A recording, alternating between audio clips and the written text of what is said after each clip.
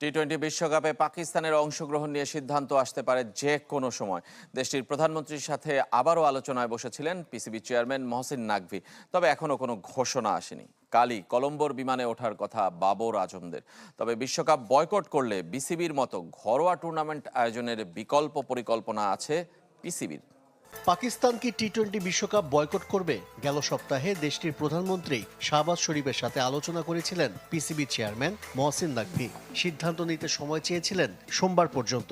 এর মাঝে অবশ্য বিশ্বকাপের স্কোয়াড ঘোষণা করেছে দেশটি, তবে জার্সি উন্মোচন অনুষ্ঠান স্থগিত করেছে। সূচি অনুযায়ী সোমবার কলম্বোর বিমান ধরার কথা মেনিন গ্রিনের, অথচ রোববার সন্ধ্যায় দ্বিতীয় দফায় শাহবাজ শরীফের সাথে আলোচনায় বসেন মহসিন নাকভি। সেখানেই সিদ্ধান্ত হবে পাকিস্তানের বিশ্বকাপ ভাগ্য।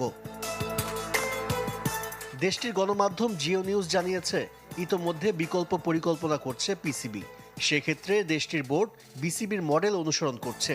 শেষ পর্যন্ত টি-20 বিশ্বকাপ বয়কট করলে ঘরোয়া টুর্নামেন্ট আয়োজন করতে পারে পাকিস্তান ক্রিকেট বোর্ড, যেখানে সিনিয়র দল পাকিস্তান শাহিনস আর অনূর্ধ্ব 19 দলের ক্রিকেটাররা 4 দলে বিভক্ত হয়ে খেলবে।